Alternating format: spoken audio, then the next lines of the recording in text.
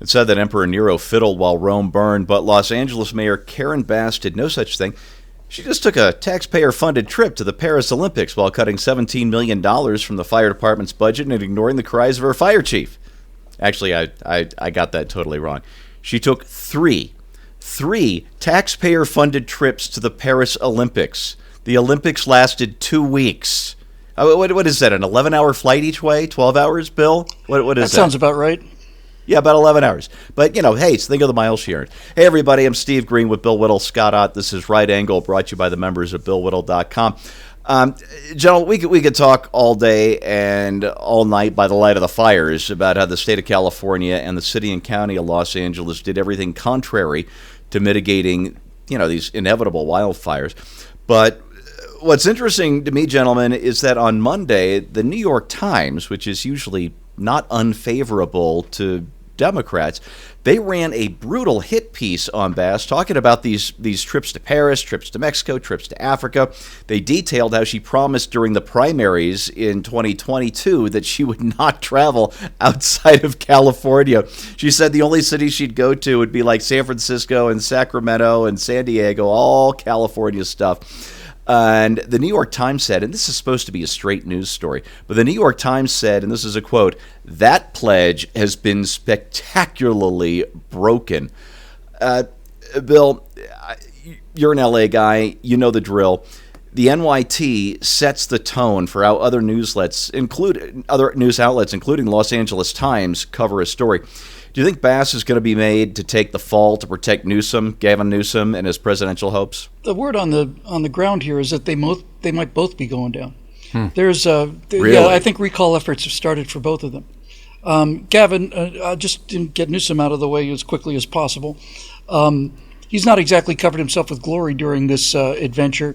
Not only is he responsible for there not being enough water in Southern California because of diverting it to protect the Delta smelt. I think the real loser in the LA fire, to be honest with you, long term is going to be the Delta smelt. I really think that people have had enough of this kind of nonsense, watching America's second city burn down to protect a 2-inch long fish that might be tasty on pizzas and could certainly be grown in ponds if you want to preserve the magnificent DNA heritage of the Delta smelt. But Mayor Bass was, back to Newsom. Newsom came down here to show his leadership qualities, and when he was questioned about why there wasn't any water in the fire hydrants because there was no water in the reservoirs, he immediately said, well, it's a local problem. And we're going to launch an investigation from Sacramento into this local problem, because apparently the reason that Palisades burned to the ground was because the local reservoirs weren't filled by local government officials who were operating locally in order to locally fill up the local reservoirs that you need to fight a local fire like the ones that we ran into in Pacific Palisades. So he immediately exits stage left, He tries to pretend like he has no responsibility for what goes on in the state of California, when it's the California state government that could be doing things like clearing the brush and building the reservoirs that Californians already paid money into. We had a referendum on this, and they took like 10 years ago. They took our money. They just didn't build anything, which is pretty much par for the course. Sometimes people will misspell Los Angeles as Los Angles, but that's not too far off the mark, to be perfectly honest with you. Mayor Bass, Victor Davis Hanson talks about this a couple times. The idea that the mayor of San Francisco or the mayor of Los Angeles has State Department duties. I think Mayor Bass was in Ghana. There's some political event there or something, and so California, specifically Los Angeles, had to be represented by the mayor. On our backstage show, I don't remember whose line it was. It wasn't mine, but it turns out she was Ghana with the winds. She was. I think that was Scott. Yeah, it's just perfect. But what business the mayor of Los Angeles has in Ghana is beyond me. That's a State Department obligation.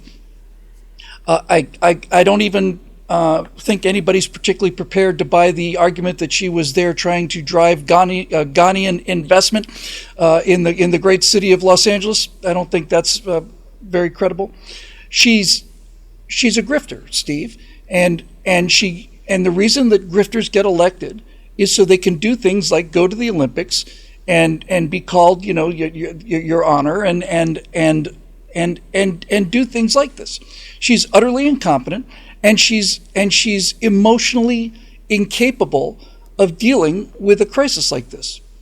When you saw her getting off the plane, and she was stuck behind security doors at the airport for 2.5 minutes, while a foreign reporter, not an American, because it's uncouth to ask the mayor of a city that's burning to the ground whether or not she has any opinions on the matter, but this, I guess it was a French reporter, Australian, Sky that's News. right. Yeah. Constantly said, do you have anything you want to say to the people of Los Angeles? Do you want to apologize? I can understand her stonewalling the apology thing, and I can even understand her trying to duck the responsibility. But do you have a message for the citizens of Los Angeles in this time of crisis? Staring at the wall. Yeah. So, I think we will be seeing the northbound end of a southbound Mayor Bass in the not too distant future. The bigger question is, will this result in a recall for Gavin Newsom? I don't know, but I think that Gavin Newsom has been grievously, if not mortally, wounded by his response to this and his responsibility for this. James Woods, just to wrap up, who's the latest I've heard was his house was miraculously spared because he was one of the first people to get it. I heard about the LA fires because of James Woods' Instagram account. But James Woods immediately, I mean, this is in the first couple of hours of the fire, said, this isn't a wake-up call. This is time for a tribunal. This is a dereliction of duty, criminal negligence trial time is what this is. And I couldn't agree with him more. Yeah, indeed. In fact, Newsom may know something's up, Bill. I saw a couple of things this morning that I didn't have time to really look into before we started taping this on Tuesday morning. And it was a couple of clips of Gavin Newsom showing some very strange body language. Yeah. On one, he's in this office, and he's rocking back and forth on both feet. And you'd swear if he weren't in an office, he was doing this interview on a ship in heavy seas. Well,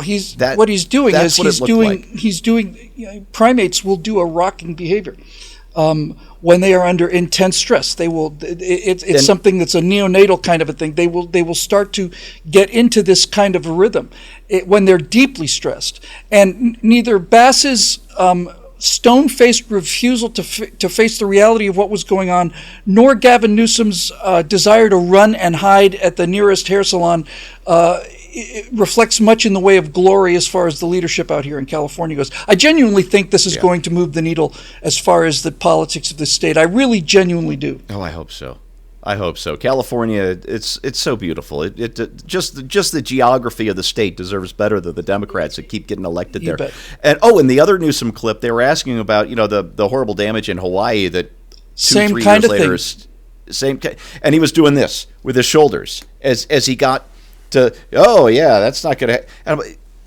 This is a very stressed individual. This is a political animal who smells his political demise in the winds. Is what this is. Well, let it happen, because let me get to Scott's question. And Scott, I'm glad I have you here for this, because this is a little twisty, and we're going to need a trained journalist to kind of connect all these dots here. And when I mention you're a trained journalist, I mean that as a compliment, not like I do when I talk to the people who are actually still journalisming, those terrible media persons. Anyway, so follow along here.